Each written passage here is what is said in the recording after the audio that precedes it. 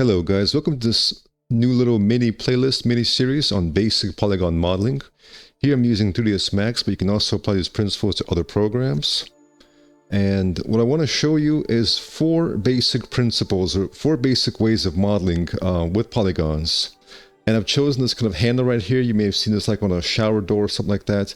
Just a basic handle. And so I want to show you the kind of the 4 ways you could approach this. The first way is that you would just build this out of primitives and keep it at that. So you would start with the cylinder, and of course you can feel free to choose which part you want to start at. With some models it's more important than others. So you can see I've made this here, and this has what's known as kind of an n-gon, which is a face here which does not have 3 or 4 sides, just kind of a X number of sides here. And you can see how I've just made it out of I have not really modulated any of these settings here. I just keep the default settings that Max uses. And of course the various programs have various default settings, but as you can see I've just kept it here. When you first start to model with polygons, you can start to directly edit it. So I can apply a poly modifier here, and I can select this and begin to edit directly the object. Or what I can do is I can also just scale the object itself. Or I can also change the initial parameters. Keep in mind, once you start editing the object, you can no longer change the initial parameters, so you can spend some time setting them up right here. Right? Next, I'll just change the object color right here. So here, I've got this. Now I can, for example, hold Shift and move this up. I can also press Ctrl V to copy this. Move it, rotate it. Now, what I can do is right-click on this and set this to a number such as 5, 10, 15, 45, 90. Here I gotta set 22.5. You can then press A or click on this button, and that will allow it to rotate it by 9 degrees. Now, if you hover in the center right here, it'll kind of rotate freeform, but the snapping behavior is enabled when you use one of these axes. Right, so I'm just going to eyeball this, move this up to here. I'm going to kind of make sure it's intersecting here. And now I will simply change the radius. And you can change the height as well. So obviously the width of this is not as much as this. So we can go ahead and kind of decrease that. Right. So here it's kind of intersecting like so. Alright, next I will Ctrl V again. This time I'll change the radius, decrease the height, and move this right here. And that will be this object. I'm just gonna make sure it's intersecting. If you guys are enjoying this video, be sure to check out the description where I have links to more advanced courses such as on sci-fi design, futuristic vehicles, furniture, and more comprehensive advanced courses.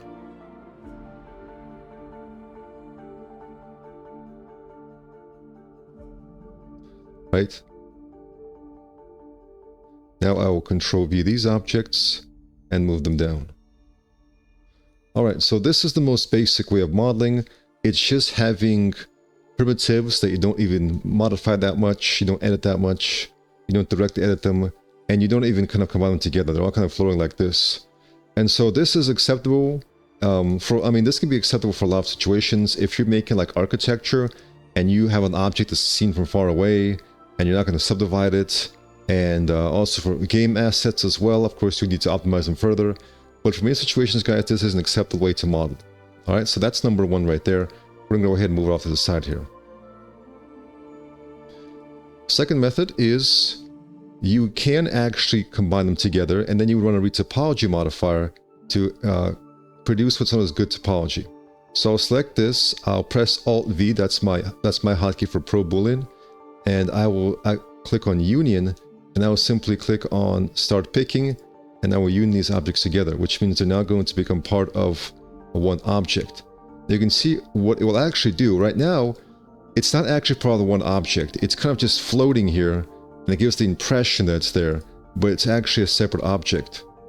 So what I can do, for example, let me use this as an example right here. I can select this object, apply it a poly, attach them together.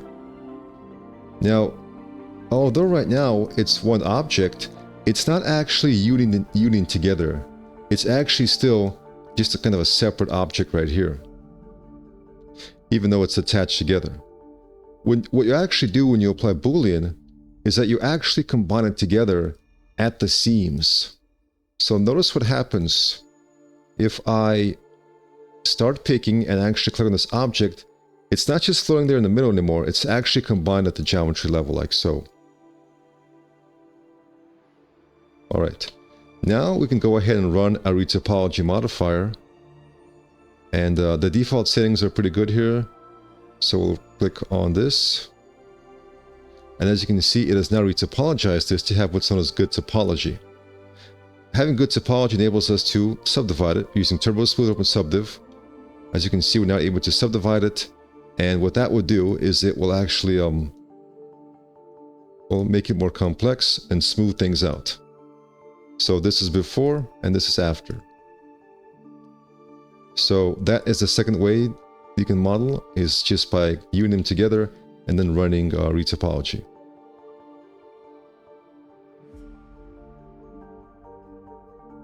Third way is a little bit of a slower method.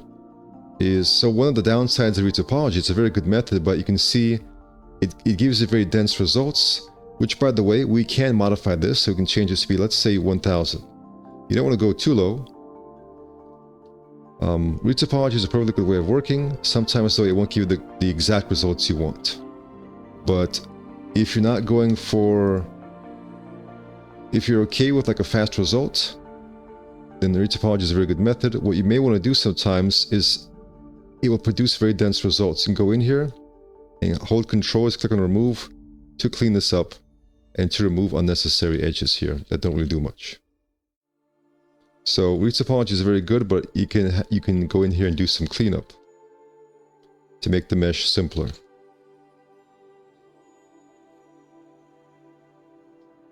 Alright, the next method is to use Boolean, but this time be a little bit cleaner with it. Alright, so first what I'll do is I'll actually add some cap segments to do this. And I will simplify some of these parts here. So I will, for example, give some cap segments here. And then decrease height segments. And I can actually delete that because I can use symmetry as well. And I will take away the height segments here. Alright. Now the first thing I would do, guys, is I would choose a number of edges that would work well here. The default 18, not so good. So let me try, for example, 12. And so what I would do in my mind is try and like see if I can match this up. How well can I match this up in my mind? Alright, so without spending too much, I'll go ahead and do this. I'll add a loop through here, and I'll isolate this by adding a loop, well, like right above here and then right here. Maybe like around here as well. I will now go ahead and run Boolean again. Now I'll combine them together. And I'll go into here, and I'll have a no edge removal. Alright. And then what I'll do, guys, I'll simply clean up this right here. The reason why I isolate it with these two loops is because otherwise, if there were no loops, when I was going to weld this whole edge would be moved. But now, because I have a loop right here isolating it, only a single piece right here is being moved. I can even delete, let's say, this half here. I can insert a loop through there and delete this. So by working with symmetry, we're able to save time as well.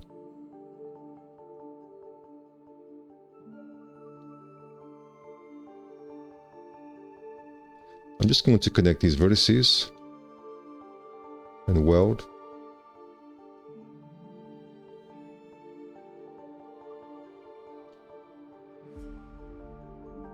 Sometimes to have more even topology, I'll activate edge constraints, kind of move this away.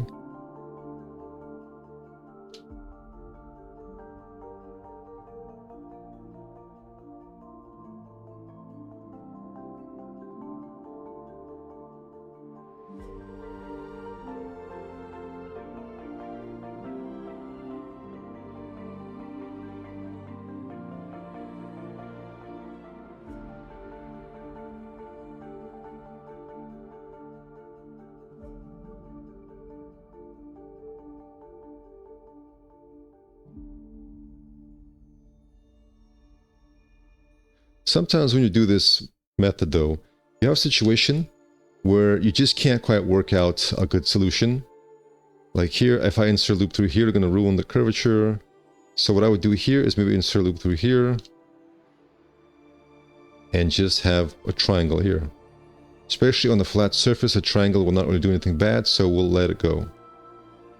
At this point, symmetry. On the x-axis, flip that. And on the z-axis as well. But I will go in here and move this up. And if I want it to be lower here, I can select this and kind of lower it down here. Oh, turn off edge constraints. There we go. Let me try that again. There we go. All right. So here, guys, we have cleaned up the result. And we can now subdivide just like we did with the retopology results. So this is method number 3 of working with this kind of result. And so now I will show you kind of method number 4. With this method, I'm going to go ahead and change the size to 32, have some cap segments. With this method, I will go in here. I will kind of decide where I want this to occur.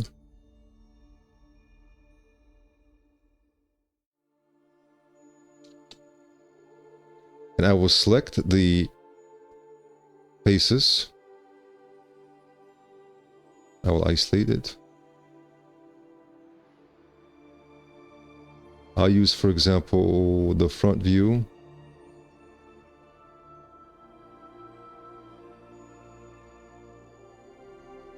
Or in this case, the back view. I'm just using this to make sure it's kind of symmetrical here. And I will activate face constraints and run a regularize tool. And what this would do is turn this into a circular result. Now, it may be better and more accurate to do this method because, as you can see, from certain angles, it's not a perfect circle right here. But then I will go ahead and simply extrude. Make it planar on the y-axis. And then extrude again. Simply hold down shift. Maybe run regularizer again, just to make it a little bit more perfect.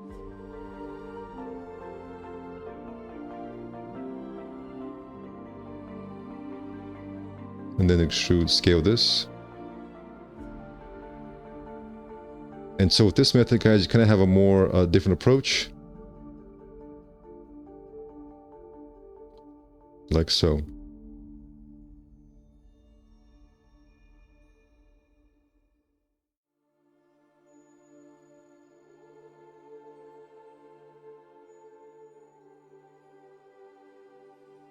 Another thing you can do is if you want symmetry to occur at a certain position, you can select a vertex there, for example, and when you click on symmetry, it will occur at that location. Okay, and then you can also subdivide this as well.